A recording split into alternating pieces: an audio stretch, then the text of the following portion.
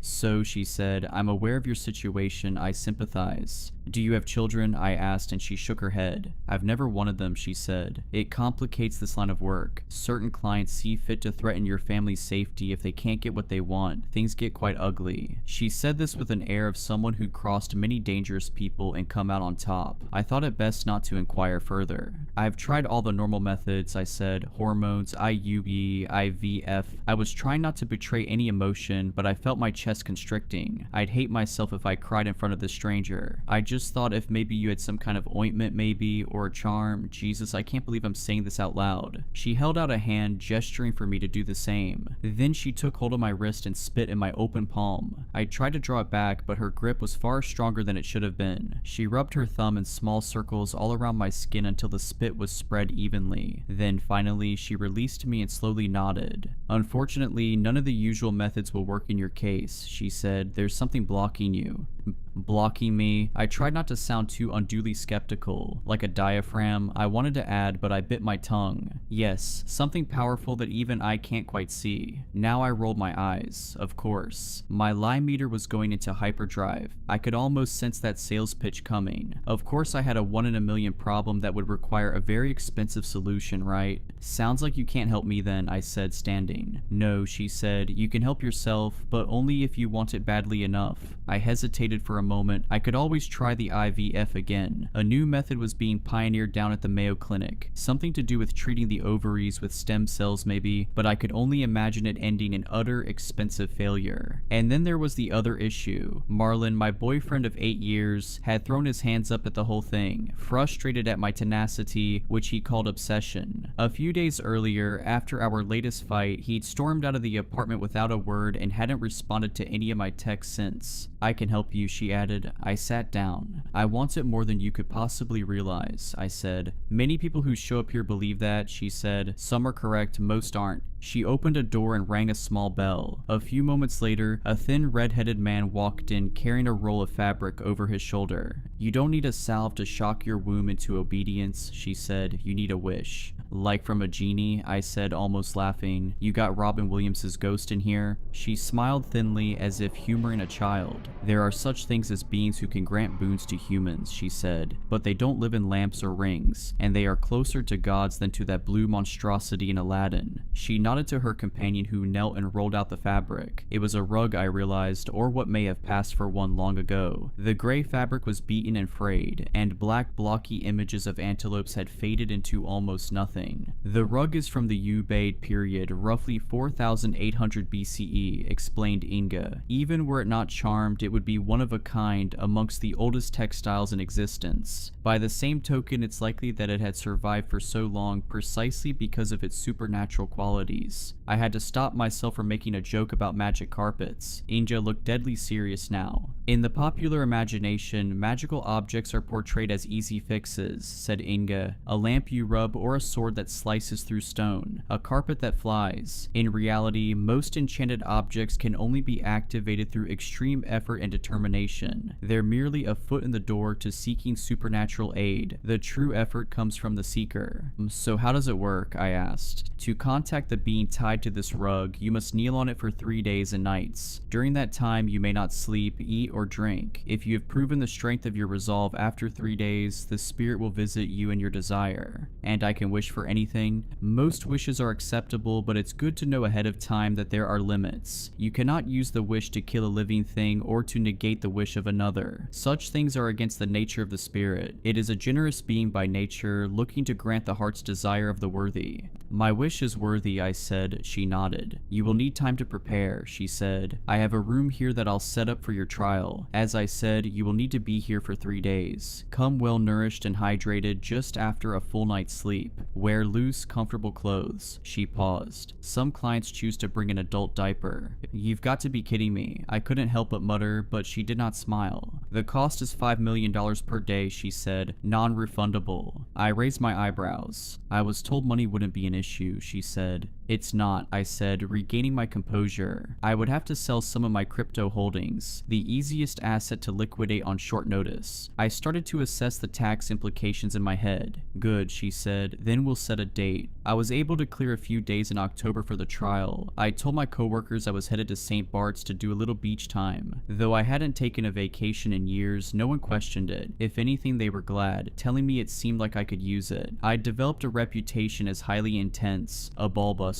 I think everyone was happy to get a break from me for a few days. I did finally hear from Marlon. He called to let me know he was coming for his things and that he hoped I wouldn't be there when he arrived. It hurt to lose him, but I told myself I was better off moving forward alone. Perhaps I just didn't want to endure the embarrassment of explaining my visit to Fleur and the trial awaiting me. If anything, Marlon was even more of a skeptic than I was, but he wasn't the kind of person who really truly wanted anything. He'd gone along with the baby plan partly because of me and partly because it was the thing people did. But I know he never really fantasized about holding a newborn in his arms, taking joy in her little coos and laughs. He was simply along for the ride until things got too hard, and then he wasn't. It was all for the best. If the wish worked as promised, I wouldn't need Marlon or any man. The baby would be all mine. In the days leading up to the trial, I did everything I could to prepare. I caught up on sleep, ate at a small caloric surplus, and did a daily yoga routine to loosen my joints. Embarrassingly, I also prayed to a small statue of Mary my mother had given me as a girl. It was one of the few objects I'd kept from childhood, and I certainly wasn't Catholic anymore, but it felt like it wouldn't hurt. Finally, the day came. I arrived at Fleur and ascended the steps. The door opened before I could even knock, and Inga gestured for me to enter. She was dressed in a sort of white linen uniform with a tan apron. She might have looked at home in a day spa. Indeed, she handed me a glass of ice water with a cucumber floating inside. It's important to hydrate and best to empty your bladder before you go in, she said. Then looking me in the eye, she added, Is your resolve as strong now as when we last met?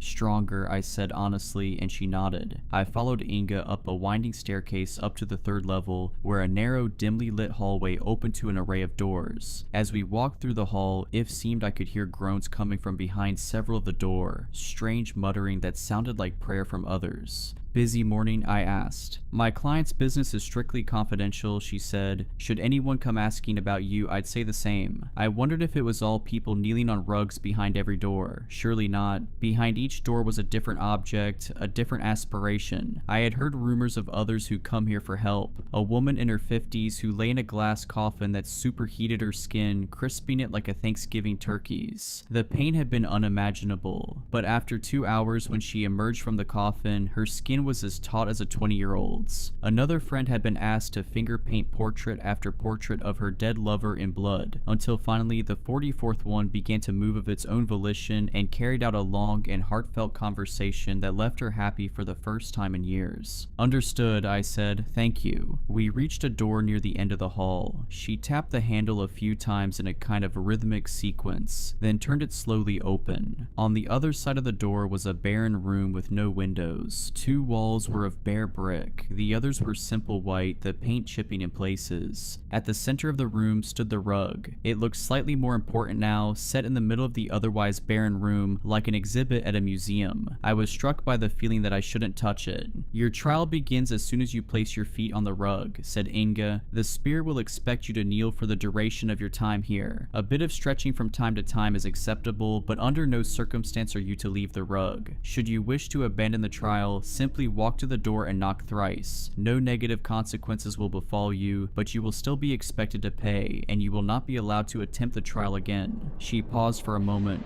I should have asked this before, she said, but as I mentioned, there's some kind of blockage preventing you from having a child. Do you have enemies? Someone who would care enough to curse you? I tried to think. I'd upset plenty of people in my life, especially at Word. I had ruined certain companies, effectively putting my boot on their necks when they showed the first signs of weakness. I'd sparked selling frenzies that tanked stock prices and ruined small financial empires. An angry tech bro had once pelted me with a milkshake as I left the office. I don't think any of my enemies believe in this stuff, I said, and she nodded. Good, she said. The trial begins now. She walked outside, closing the door behind her, and though I was now the only person in the room, I didn't feel alone at all. The rug had a presence to it, I realized, just not necessarily a human one. Slowly, I removed my heels and circled the rug. The floor was frigid against my bare feet, cold enough to be uncomfortable, yet I found it difficult to will myself to step onto the fabric. Finally, I shook my head. I was being stupid. I would get on the rug. I had never shied away from anything simply because it was hard. This time would be no different. The first few minutes were unremarkable. I knelt on the old fabric and stared blankly at the wall. Years of classes, yoga, barre, Pilates, etc. had trained me for this moment. If anything, when I closed my eyes, I could pretend that I was simply holding child's pose for a bit longer than usual, and that I'd soon be hitting the shower and indulging in a green smoothie. As time wore on, it became harder to maintain this fantasy. My muscles began to ache, and I shifted to other sorts of kneeling, sometimes with my torso elevated, sometimes lying forward and touching the rug with my fingertips. Initially, the rug had seemed to possess no smell, and I imagined it had dissipated over the course of millennia. Now though, with my mind emptied and my senses heightened, I caught notes of odd scents, a kind of burnt one emanating from the black dye and a musky, earthen one from the fabric itself. Did they have sheep back in the olden days of the Fertile Crescent, or had this been woven from the hair of some other animal? The pain became worse. My lower back and knees throbbed. How long had I been kneeling now? Surely not more than a few hours. Was I really ready to endure this for days? I'm going to stand and stretch now, I said, feeling like an idiot. I hope that's okay. That doesn't break the rules, right? There was no response, and I felt extra stupid. Okay, I asked one last time. Looking up, I seemed to spy a haze of something at the far end of the room near the wall in front of me. An old woman was sitting in a chair knitting. For a moment, she looked up from her work and met my eye, then she slowly nodded, giving me permission. Carefully unbending my knees, I stood. The relief was immediate. The fire that had been burning in my joints went out as if doused with a bucket of water. This is still the easy part, said the old woman quietly from the far side of the room. If you don't have the will to continue, better to quit now. There's no prize for quitting halfway or even at the 3/4 mark. You've never met anyone with a will like mine, I said. She snorted a little and went back to her knitting. Kneel, she said quietly, and then she disappeared. The pain grew worse, and if it was just pain, it might have been easy, but your mind plays tricks on you when you hurt. It'll tell you that you're doing permanent injury to your knees and ankles. It'll ask if the tingling sensation in your toes is nerve damage. Could your spine itself be in jeopardy? Will you still be able to walk at the end of all this? But through all of it, I didn't stop kneeling. Every time an intrusive thought arose, I made myself think of my daughter. At times, it was almost as if I could see her. In the vision though, she wasn't a baby, but a woman fully grown, perhaps even my same age. She stood behind the old woman, a hand on her shoulder. She stared at me as if looking for something, perhaps wondering if I'd soon give up, if she'd never come to exist. This wasn't the first time I'd seen my daughter. Since I was a teenager, I've had vivid dreams about her, us at high tea in matching dresses, arguing the merits of English breakfast and Earl Grey, me at her college graduation, my eyes welling with tears as she collects her Princeton diploma, me popping a bottle of champagne to celebrate her putting the down payment on her first apartment, a little one-bedroom in Brooklyn. It was all so clear that it seemed inevitable, like the dreams were a reality just waiting for me once I reached the proper time. I knew I was destined to become the mom that my own mother never was. Yes, my mother was a disaster. She'd moved to New York from rural Virginia, assuming she'd be discovered by some producer at the cafe where she worked and book her ticket to Broadway. Every morning she spent an hour in the mirror, preparing for her big break, but it never came. Instead, there was only an endless procession of men, some with promises of fame and fortune, but mostly just a string of losers that grew increasingly dangerous. I don't like to talk much about that period of my life, except to say that it was terrible and not something I'd wish on anyone. It all ended when I was 12 and came home from school to find her half dead off a bag of gray powder, lying on the couch beside her fully dead boyfriend. I went to live with one of her cousins in Brooklyn after that. She had 2 daughters of her own and worked almost constantly. To her credit, I wasn't treated any worse than her biological children, but that's not saying much. At best, we were all seen as burdens, but at least I was safe. I suppose it made me tough and eager to be nothing like my mother. I grew up hating her and had very little contact with her once I stopped living at her place. At some point, I heard that she died falling from a balcony, an act that may have been self-inflicted or at the hands of a jealous boyfriend, though the truth was never discovered. I chose not to attend the funeral. I suppose I was driven to be my mother's opposite in every way. Through high school, my grades were perfect and I never dated. I told myself that when I was older, I would give my daughter the things I never had. A clean apartment looking over the park, and a stable dad who never drank and woke up early each morning to brew coffee and read the news. A mother who loved her above all other things. I looked up at the old woman. My daughter's shade stooped down and whispered something in her ear. "What?" I asked, attempting to bend my head up to look at them. I realized I barely had the strength to do so. How long had I been here now? I had no phone, no watch. The room had no windows. It could have been the first day or the second, certainly not the third. "She says that you could never love her above all other things," the old woman muttered. "You love yourself too much." Had they read my thoughts? "What does she know?" I asked. "She doesn't know me. She's not even real."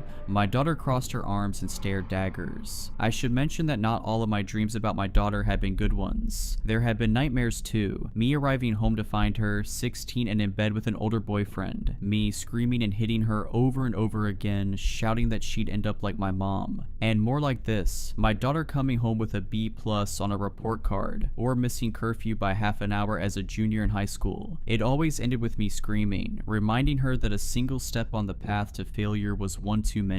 I would wake from these dreams full of anger at her, incredulous that my imagined daughter could betray me in such a way. At some point, my right knee gave out. I wasn't sure if the joint had ruptured permanently or if it just needed some rest, but there was physically no way I could make it hold position. I collapsed face first onto the rug and looked up at the old woman as if to ask if this was acceptable. She nodded almost imperceptibly. At some point that I had soiled myself. Not quite sure what to do, I removed the stained pants and underwear and tossed them to the side of the room. Then, for whatever reason, I removed my shirt as well, throwing it after the others. I lay curled in a naked ball, looking weakly up at the old woman who kept busy with her knitting. "How long?" I asked, but she didn't answer. Beside her, my daughter never took her eyes off me. She was smirking just a bit, reveling in my pain. She was the bad girl, the one I'd seen in my dreams. She would disobey me. I would come home from work to find her in a cloud of pot smoke listening to an old Nirvana album, and I would rip the buds from her ears and smash them underfoot over and over again until they were plastic dust. "Give up," she mouthed. And never, I tried to say, but my lips were chapped and bleeding and the words caught in my throat. I knew then that I would amend my wish. I would wish for a good daughter, not her, not the brat looking down at me from the old woman's side. I tried to give voice to these thoughts, to shout them at my daughter, and found I could not. For the first time I felt a pang of true fear. Not that I would give up, but that I would die here, naked on this rug, before I had a chance to make my wish. There had been no promise that I would live. How long could the body go without water? I would have drunk from a gutter or a horse trough were it in front of me. Anything. Shadows were dancing all around the room, a great revel, all ready to carry me off to somewhere dark and permanent. I knew I could make them go away. I could roll off the rug, crawl to the door, beg to be let out, but I would not. I would never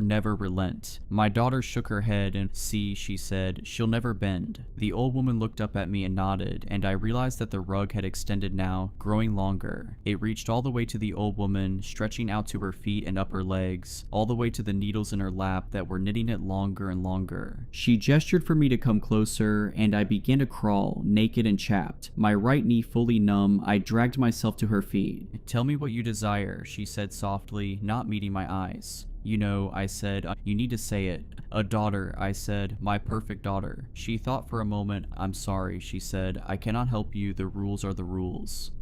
"What are you talking about?" I choked as I asked the question, my throat dry and painful. "Your wish cannot negate the wish of another," she said softly. "I don't understand," I said. What was she talking about? The woman held up the bits of yarns in her lap. They seemed to vibrate, the dancing threads throwing darkness on the wall like shadow puppets. In these shadows a vision formed. It was my daughter years in the future, my same age. She was here in this very room, kneeling on this very same rug. Time moved in fast motion as I watched her suffer just as I had. Her body breaking down, her mind drying into a husk as the lack of sleep and water broke it. But in the end, she too survived the trial. She too crawled to the old woman to make her wish. "I don't want to die," she said through chapped lips, "but I wish I was never born. Could you do that for me?" The old woman looked up at her curiously. "Perhaps. Why is this your wish?" "Because I have never been happy, not one day in my life," my daughter said, blinking away tears. "I had a mother who screamed at me for the slightest misstep. She demanded perfection, and I tried to give it to her. I gave her everything she wanted. I went to Yale, then Harvard Medical School. There's no better doctor in the city, but every day I come home and wish I'd die in my sleep. I haven't spoken to my mom in years, but I still hear her screaming. The second I start to feel happy, she's right there in my ear, telling me I don't deserve an ounce of joy in my life." The old woman nodded. "I can give you what you wish," she said. "Wait," said my daughter. "If you grant the wish, what happens?" The old woman gestured to the work in her lap. "It would be a bit of bother," she said. "I'd have to unravel this a bit." She gestured to the yarn in her lap, still attached to the rug. 38 years worth of work, back to the time of your conception. I'd nudge things just a little bit. A different baby would fill her belly. "No," said my daughter, fighting back tears. "No, no, no. No one else should have to do this, to live this." She thought for a moment, then said, "I want to wish for my mother to be barren, incapable of having a child, ever dot." The old woman smiled a bit sadly and nodded. She began to pull at the thread in her lap, unraveling the rug. "Anything else?" "Yes," said my daughter. "One day I want her to find out why." The old woman looked over at me now, then over at my daughter's specter. She shot me one last cruel smile, a look of satisfaction. Then she turned and walked through the darkness of the wall. She would not return. "Do you understand?" asked the old woman. "I can't allow your wish to undo hers." "I understand." "Is there anything else I can offer you?" she asked. I shook my head. She looked up from her knitting one last time. "You may yet think of something," she said. "Come back any time. You know where to find me." Inge must have entered the room shortly after. She gave me a glass of water, which I drank desperately, and a fresh robe. She took me to a shower where I sat and cried on the wet floor. My skin was so broken that I could barely handle the lukewarm temperature. My knee throbbed but had regained a bit of its function. I saw that I would be whole again, physically at least. Since that day I've been at home, slowly repairing myself. Long baths, lunches of chicken broth and juice cut with water. But I can't bring myself to call work or anyone really. I feel that the motor has been ripped out of me, that there's nothing to make me go anymore. What is a life without a purpose? I am not someone accustomed to drifting. And of course I've been angry. At my daughter and at myself. But there's nowhere for those feelings to go. Nothing to do with them. I can't undo the mother I was in some other fabric of reality. I am stuck, but at at the same time, I have no desire to die. And lately, my thoughts have turned to my own mother, who I suppose made me this way. As I said before, so much of who I am came as a reaction to who she was. I think of the way she cackled when she was high. It was a selfish laugh, a laugh you couldn't share. Late at night, I find myself waking impossibly thirsty, but I do not drink. Instead, I kneel on the bed and stare into the darkness, and I think I see the old woman sitting there. I imagine crawling to her and whispering that I too wish my mother had been barren, that I too want her to know why. I imagine the old woman unraveling another few decades from her work to go back and fix things. And in my reverie, I sometimes hope that I won't be the last one to make this wish, that my mother will do the same, wishing her mother barren, and then on until each bad mother through the centuries is erased along with history itself, the whole rug disappearing as the old woman pulls the thread, until all traces of humanity are wiped away, leaving nothing but a pile of tangled yarn. The first time I saw the 13th floor was just a few days ago, and I hope I will never see it again. It was a normal Monday, and I was exhausted after a long day of work. I work as a nurse at Westview Hospital, and my shifts were always draining, especially that day since I had to work a double. Finally, my shift ended and I hurried out the door. I appreciated not having to worry about parking in a city that was normally so busy. Living so close to work had its advantages. Westview was often still bustling at that hour, but tonight it felt eerily abandoned, as though the world had retreated into the shadows. My apartment building loomed ahead and I quickened my pace, anxious to get inside. I stepped into the lobby of Central Heights, passing by Ray the doorman and offering a polite nod to his wave. Normally, I would have stopped to chat, but I was too tired and was just looking forward to a bath, a stiff drink, and maybe a TV show before I collapsed into sleep. As I made my way toward the elevator, I was already scrolling through my phone for something to watch while waiting for the long ride to the 16th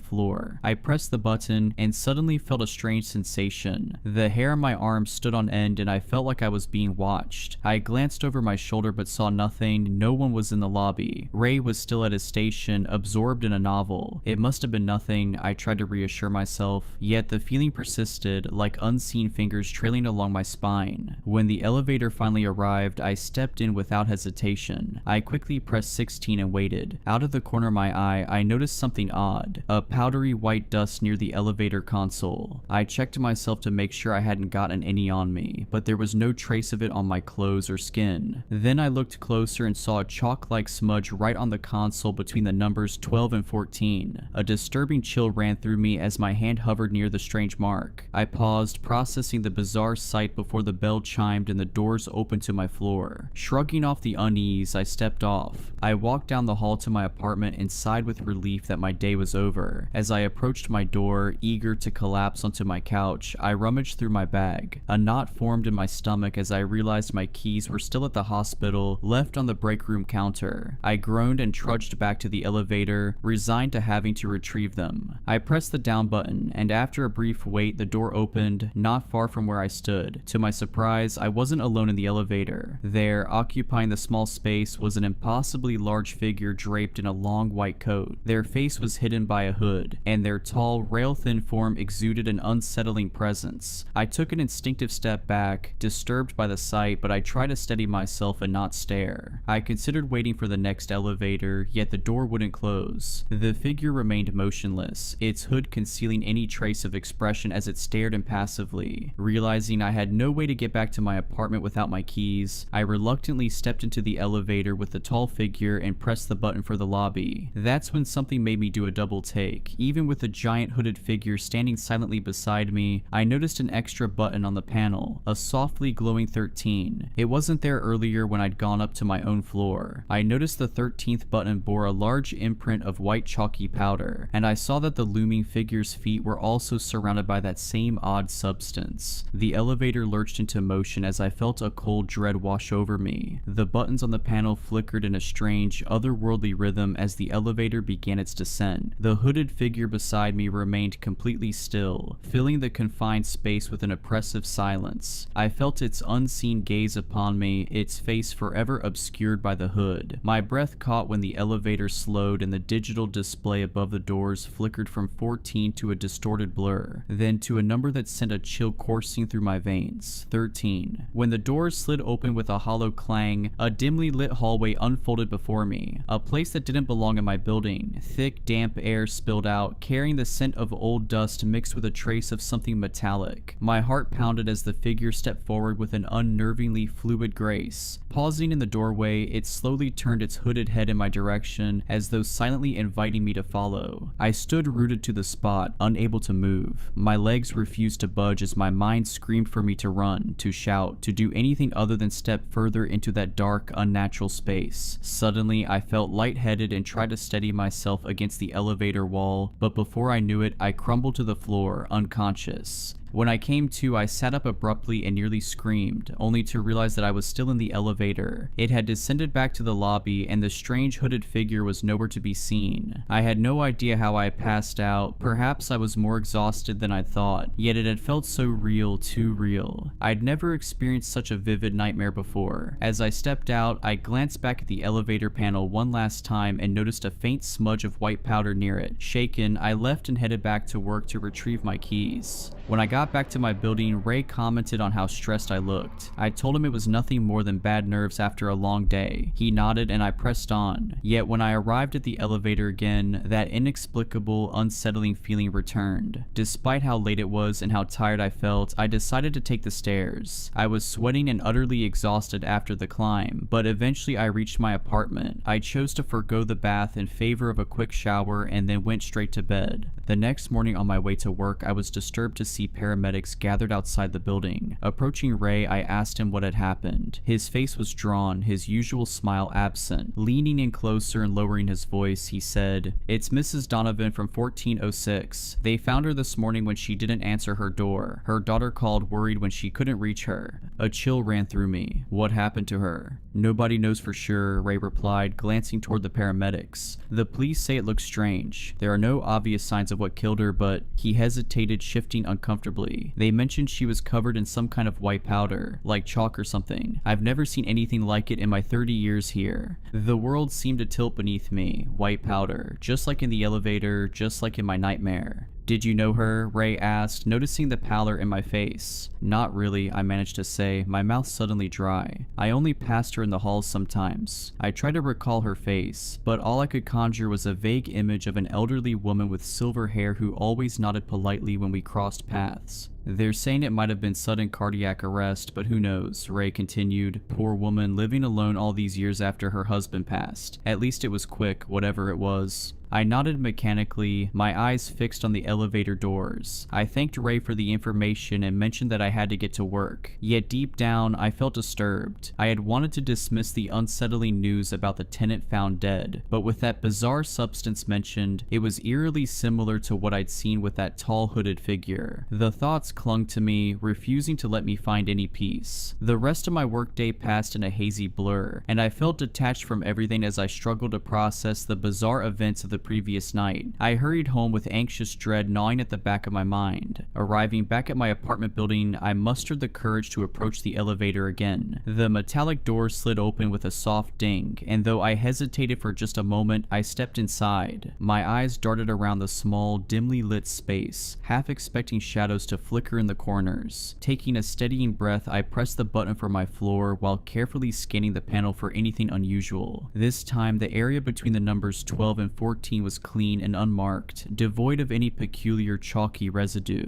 The elevator hummed quietly as it ascended, leaving only the sterile scent of metal and the gentle whir of machinery. I exhaled a sigh of relief at the return to normalcy and walked down the hall to my apartment. Just as I inserted my key into the lock, I heard footsteps approaching down the hall. "Oh hey, I thought that was you." I turned to see Chelsea Matthews, my neighbor from 1604, walking toward me with a reusable grocery bag slung over one arm. warm. Her dark curls were pulled back into a messy bun, and though her face attempted a smile, worry was etched in every line. "Hi, Chelsea," I greeted her with a forced smile. Chelsea glanced over her shoulder before stepping closer. "Did you hear about Mrs. Donovan?" she whispered, her voice tight. I nodded, still holding my key in the door. "Ray told me this morning. It's awful." "I can't stop thinking about it," Chelsea admitted, clutching her grocery bag closer to her chest. "I saw her just 2 days ago in the laundry room. She seemed perfectly fine, even talking about her granddaughter's ballet recital." A chill crept up my spine. "Did Ray mention the white powder they found?"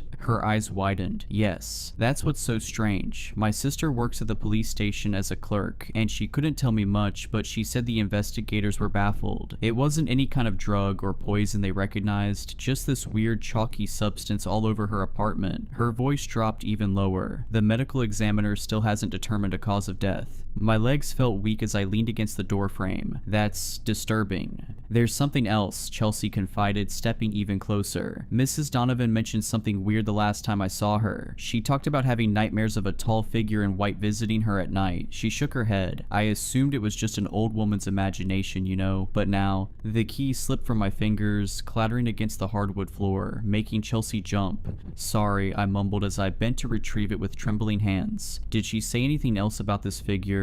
Chelsea furrowed her brow. "Just that it was impossibly tall and wore some kind of hood. She mentioned it even left marks on her floor, like footprints or something." She shrugged helplessly. "I figured it was just her medication giving her vivid dreams." My mouth went dry. "And you said this was 2 days ago?" "Yeah," she nodded. "The day before she died." Studying my face, she asked, "Are you okay? You look a bit pale." "I'm fine," I lied, forcing myself to stand a little taller. "Just tired from work. These double shifts are killing me." I fumbled with my key once more. "I should get some rest." "Alright then, take care and stay safe. I'll see you around, and don't work yourself too hard. Have a good rest of the night," Chelsea said, waving as she headed back to her own apartment. I stepped inside my apartment and released the breath I hadn't realized I was holding, my mind still echoing with all the disturbing things Chelsea had said about Mrs. Donovan and her untimely death. Pushing myself away from the door, I moved through my darkened apartment, flipping on lights as I went. The shadows seemed longer tonight, and the corners of my home appeared darker and more ominous. In the kitchen, I poured myself a glass of wine with shaking hands, spilling a few drops on the counter, though I didn't bother to wipe them up. The television droned on in the background as I curled up on my couch, wrapping myself in a throw blanket despite the warmth of the apartment. News footage of paramedics outside my building played silently, a reporter discussing the mysterious death of an elderly resident. I quickly changed the channel. Sleep proved impossible. Every time I closed my eyes, that hooded figure and the impossible 13th floor replayed in my mind. Chelsea's words about Mrs. Donovan's nightmares echoed incessantly, the same nightmares I'd had, the same figure I'd seen. Around midnight, I finally dragged myself to bed. I lay awake, staring at the ceiling and listening to the occasional creaks and groans of the building settling. My eyelids grew heavy despite my anxiety, and eventually I drifted into an uneasy sleep.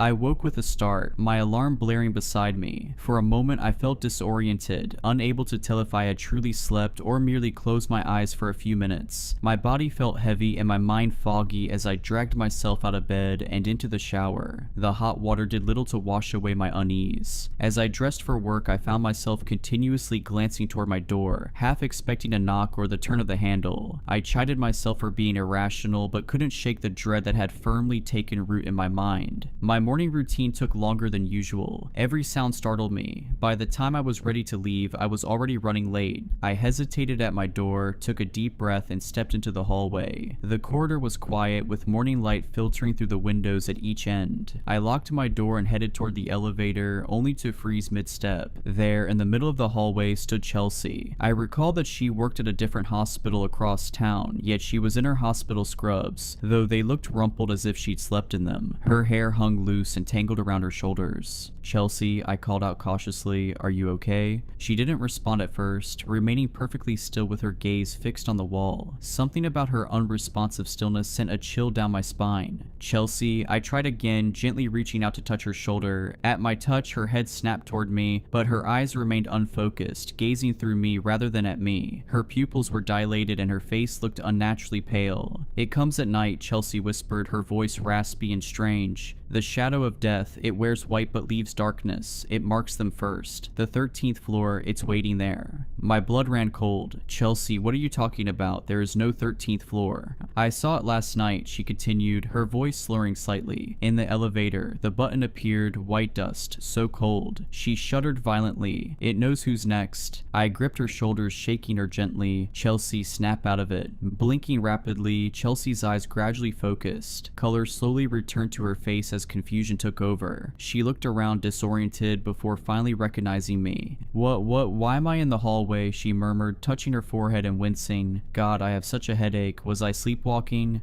I'm not sure, I said uncertainly, my eyes still fixed on her face. You were just standing here talking about strange things. What things? She asked, frowning as she rubbed her temples. I hesitated before replying, about a shadow of death, and the 13th floor. Her eyes widened in disbelief. I don't remember any of that. Glancing at her watch, she gasped, oh God, I'm late. I need to get to work. She hurried toward the elevator, then paused and looked back at me with an embarrassed smile. Sorry about that. Must have been sleepwalking or something. Too many night shifts, you know. Before I could utter a word, Chelsea disappeared around the corner toward the elevator, and I stood frozen in the hallway, my mind racing. The coincidence was too overwhelming. Mrs. Donovan's experience, my own, and now Chelsea mentioning the same horrors. Later at work, I couldn't focus. Twice, I nearly administered the wrong medication to patients, catching myself just in time. Colleagues asked if I was feeling ill, noting my pallor and distracted state. I blamed it on lack of sleep, which wasn't entirely untrue. During my lunch break, I sat alone in the hospital cafeteria, picking at a salad that I had no appetite for. I pulled out my phone and searched for information about my building's history. Central Heights had been built in the 1970s and renovated in the early 2000s. Nothing unusual, a standard high-rise apartment building. I scrolled further until I stumbled across an old newspaper article about an architectural controversy during its construction. The original plans had included a 13th floor, but due to superstition, the developers had labeled it the 14th, skipping 13 altogether. What caught my attention was a small paragraph noting that the chief architect had either gone missing or died mysteriously before construction was completed. His body was never found either way. My hands trembled as I set down my phone. It couldn't be a mere coincidence. The rest of my shift dragged on endlessly. By the time I clocked out, darkness had fallen and a fine mist hung in the air, diffusing the streetlights into hazy orbs. I considered taking a different route home, maybe even staying at a hotel for the night, but the thought seemed ridiculous in the rational light of the hospital lobby. I pulled my coat tighter around me and stepped out into the night. The walk home felt longer than usual, each shadow making my heart skip a beat. When I finally reached my building, I noticed Ray was gone for the day, replaced by a night doorman whose name I couldn't recall and who barely looked up from his phone as I entered. I hesitated at the elevator and then decided to head for the stairs, unwilling to risk another encounter. However, when I reached the door to the stairwell, to my shock, it was locked. I turned around and tried to flag down the night doorman, but he had vanished. I looked around unsure of what to do next when suddenly the elevator doors opened. I stared at the vacant elevator, its fluorescent light flickering ever so slightly. The interior was pristine, no white powder, no mysterious buttons, no towering figure, just an ordinary elevator waiting patiently for a passenger. Rational thought urged me to step inside, especially since the stairwell was locked and I needed to get to my apartment, yet my feet remained rooted to the lobby floor, my body refusing the simple command to move. A soft chime sounded as the doors began to close. Acting on instinct, I lunged forward, thrusting my arm between the closing doors. They retracted immediately and I stepped inside, my heart hammering against my ribs. My finger hovered over the button panel. 16. I could just press 16 and go home. But then my eyes were drawn to the space between 12 and 14, the unmarked space where 13 should be. The doors closed behind me with a soft thud that, in my heightened state, sounded like the slam of a prison gate. I pressed 16 quickly, then backed into the corner, watching the numbers illuminate as the elevator began to ascend. Everything seemed normal at first, and as I ascended I tried to ignore the lingering feeling of dread. I watched the display numbers slowly increase. Then, to my horror, the elevator stopped. It had halted at 12, but the door wouldn't open. Then the number distorted and went blank, and I felt the elevator creeping up several more feet before stopping on a floor higher than the 12th. The door slid open and there it was. A hooded figure stood in the doorway, impossibly tall, its white coat hanging from skeletal shoulders. I pressed myself against the back wall of the elevator. My scream caught in my throat. White dust swirled around the figure's feet, drifting into the elevator like fog. "Please," I managed to whisper, though I wasn't sure what I was begging for. The hooded figure bent down and stepped into the elevator. With each step, a noxious cloud of chalky dust spread around it, and I covered my mouth in horror. It extended one impossibly long arm, the sleeve falling back to reveal a hand made entirely of bone, gleaming white in the dim light. It reached out with slow, deliberate motion. I shook my head, tears streaming down my face. "No," I said, my voice growing stronger. "I won't go with you." The figure tilted its hooded head as if puzzled by my refusal. It took a step forward. With every movement, white dust billowed, filling the cramped space with a fine mist that made me cough. A cold emanated from it, an otherworldly chill that penetrated my soul and froze my thoughts. Its hand moved toward the panel, paused, then withdrew as it stepped back into the opposite corner of the elevator. It stood motionless, waiting for the doors to close. I couldn't fathom why it had ignored me, seeming content to ride the elevator up to the 16th floor rather than drag me down into the sepulchral darkness of the 13th. The elevator rose without further incident, the floors passing by in terrible silence as I remained breathless and terrified alongside my monstrous companion. When we arrived at the 16th floor, the entity extended an arm as if bidding me to disembark first. Oddly polite, though still utterly horrifying. I took a nervous step forward, scared of moving, yet even more terrified of staying a moment longer with that skeletal nightmare. I crept past the looming figure and eventually broke into a mad sprint down the hall toward my apartment. I stole one last glance behind me. The thing was gone. Whatever it had been doing on that floor, I couldn't say, but I felt an urgent need to get inside and hide as quickly as possible. I made it to my door, my heart racing as I fumbled with my keys before throwing myself inside, quickly closing and locking the door before bolting to my bedroom. The night stretched on interminably as I huddled beneath my blanket, feeling both foolish and fearful. Part of me knew that the skeletal figure I dreaded wouldn't materialize in my bedroom or elsewhere in my apartment, yet another part couldn't shake the unsettling anticipation that it might. As the hours dragged by with no sign of the apparition, I hesitated, relieved yet still anxious, before finally succumbing to an uneasy sleep. That sleep, however, was short-lived. I awoke abruptly to a horrible scream that pierced the quiet night. Bolting upright, my heart pounding, I realized the scream wasn't part of a nightmare. It echoed through the hallway outside my apartment, followed by a heavy thud. I scrambled out of bed, fumbling for my phone as I debated whether to call 911 or hide in the bathroom. A strange compulsion drew me toward the door instead. I pressed my eye to the peephole, my breath fogging the small glass circle. At first I saw nothing, then movement caught my eye, a figure walking slowly toward the elevator. It was Chelsea. Her movements were unnervingly stiff, limbs jerking slightly with each step as if controlled by invisible strings. Her eyes were wide and vacant, staring straight ahead. Behind her loomed that same white-robed figure, impossibly tall, its skeletal frame nearly brushing the ceiling. One bone-white hand hovered inches from Chelsea's back, guiding her without actual contact. White dust billowed with each unearthly step, leaving a trail of chalky footprints on the carpet. "Chelsea," I whispered, my hand clutching the doorknob. I knew I should open the door, or scream, or do something, but my body refused to move. Chelsea and the figure reached the elevator. The door slid open without either of them pressing a button, revealing an inky darkness. As they stepped inside, Chelsea's head turned slowly, mechanically, toward my apartment. Even through the peephole, I could see that her eyes were completely white now, dusted with the same chalky substance trailing behind the hooded figure. Our gazes locked for one terrifying moment before her face went slack again, and she and the figure stepped into the elevator. The doors closed with a soft chime that seemed disturbingly ordinary amid the horror. I stumbled backward from the door, my legs giving out as I collapsed onto the floor, my breath coming in short, painful gasps. Chelsea, the figure, was taking her to the 13th floor, just as it had tried to take me. Images of Mrs. Donovan's death flashed through my mind, found covered in white powder, dead without explanation. I knew I had to do something. I had to help Chelsea. With trembling hands, I dialed 911, but the call wouldn't connect. My phone showed full service, yet the call failed repeatedly. Frustrated, I tossed the useless device onto the couch and scrambled to my feet, pulling on a sweatshirt over my pajamas and shoving my feet into sneakers. The rational part of me screamed that I should stay inside, lock the door, and wait until morning, but Chelsea was my neighbor and I had to try and do something. I grabbed a kitchen knife, fully aware that it would be useless against whatever that thing was, yet clinging to the faint feeling of of security it provided. I flung open the door and stepped out into the hallway, my heart hammering against my ribs. The corridor was empty now, but a ghostly trail of white powder led me to the elevator. Clutching the knife in my sweaty hand, I followed the shimmering, luminescent powder on the carpet. When I reached the elevator, I saw the doors still closed and the indicator light paused between floors. My finger hovered over the call button. Was I really doing this? Was I truly going to follow that thing to wherever it had taken Chelsea? Before I could decide, the indicator light began to move again. The elevator was coming back up. I ducked behind a decorative plant in the corner, crouching low as the elevator chimed its arrival. The door slid open, revealing an empty car. No sign of Chelsea or the figure, just more of that white powder dusting the floor. I approached slowly, knife extended before me. The elevator's interior had a thicker layer of the powder, swirling gently as if disturbed by an unseen breeze. Something compelled me forward, not curiosity, but a desperate need to find Chelsea and rescue her from whatever fate had befallen Mrs. Donovan. I stepped inside, my shoes leaving prints in the dust. The doors closed behind me and I realized I hadn't pressed a button. The panel remained dark. No, I whispered to myself. I was too late. The only trace left was the eerie powder shaped like a skeletal finger pressed on the section between the 12 and 14 buttons. I stepped off that horrific elevator and walked numbly back to my apartment, praying that all of this was just a terrible dream. The next day, my greatest fears were confirmed. I rushed downstairs as quickly as I could, and upon emerging in the lobby, I saw the police and paramedics gathered outside the building. My heart sank. Ray was back at his post, and noticing my horrified expression as I appeared in the lobby, he confirmed the truth I had been dreading. With an ashen face, he said in a low voice, "Found her in the hallway this morning, just like Mrs. Donovan, no signs of a struggle, no obvious cause." Leaning closer and glancing around the empty lobby, he added, "And that same white powder all over her. The police are saying it might be some kind of toxic substance in the building. They're bringing in specialists today." I gripped the edge of Ray's desk to steady myself. "Are you alright?" he asked, concern deepening the lines on his weathered face. "You look a bit shaken." "I'm fine," I lied, the words tasting like ash in my mouth. "Just shocked. I talked to her yesterday. She seemed fine." Ray nodded solemnly. "They're saying it might be some kind of chemical hazard. Management's called an emergency meeting tonight. They are trying not to freak people out." He hesitated, then added quietly, "Between you and me, I've been working here for 16 years. I've never seen anything like this. 2 people in 1 week, under the same mysterious circumstances. Has anyone else reported anything unusual?" I asked in a barely audible whisper. "Anything about the building, the elevator?" Ray's expression shifted subtly. "Funny you should ask. Mrs. Henderson from 1214 mentioned something about the elevator stopping on a floor that doesn't exist." He shook his head. "I told her she must have pressed the wrong button or imagined it. You know, 13th floor superstition gets to people. This building is old enough to have its quirks." I nodded mechanically. Someone else had seen it. I wasn't losing my mind. "Ray," I said carefully, "have you ever noticed anything strange about the elevator, white powder maybe, or unusual people using it late at night?" Ray's eyes sharpened as he studied me. "Why do you ask?"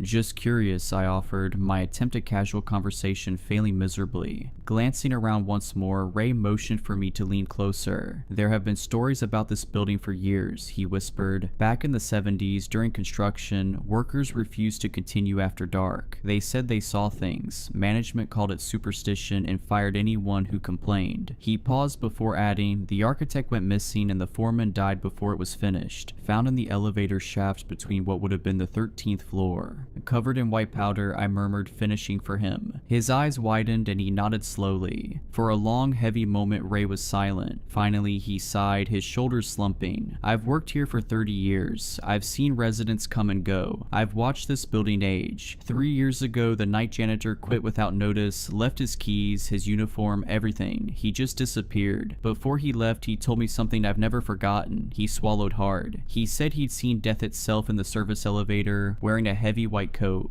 A chill ran down my spine. "And did you believe him?" "I didn't," Ray admitted. "I thought he was hitting the bottle too hard. But then," he trailed off, glancing toward the bank of elevators, "I've seen things too. Glimpses, shadows where there shouldn't be shadows." "Why haven't you left?" I asked quietly. Ray's expression hardened. "This is my home. It has been for a long time. Whatever's happening, I'm not letting it chase me away." He straightened, returning to his professional demeanor. "You should be careful. Maybe stay with family for a few days until they figure out what's going on." I nodded nodded, though I knew no investigation would uncover the truth. What was happening defied all rational explanation. "Thank you, Ray," I said, turning toward the door. "I'll be careful." I briefly considered taking the day off from work, but I decided against it since I figured I could use the distraction to ignore the insanity swirling around me there. At the busy hospital, I almost forgot the horrors of the night before, but as my shift ended, the dread of returning home settled over me. I lingered for a while, making small talk with colleagues who were just starting their shifts, anything to delay the inevitable. Outside, twilight had fallen. The streets were quieter than usual, or perhaps it only seemed so to me as each echoing footstep counted down the moments until I got back to my home. Central Heights loomed ahead, its windows lit against the darkening sky. How many residents had no idea what lurked between the floors? How many came and went, oblivious to the horror stalking the hallways at night? As I approached the entrance, I noticed a small crowd gathered outside. Police tape cordoned off part of the sidewalk, and officers were speaking with some residents. An ambulance idled nearby, lights off but doors open. "What's happening?" I asked a pale-faced woman hovering at the edge of the crowd. The woman turned and said in a shaky tone, "Another one. Mrs. Henderson from 1214. Found her in the stairwell about an hour ago." My blood ran cold. Mrs. Henderson, the same woman Ray had mentioned who'd seen the 13th floor. My legs nearly gave way. "White powder?" I asked, already dreading the answer. She nodded. "That's what they're saying. Just like the others, 3 deaths in 1 week. People are talking about moving out."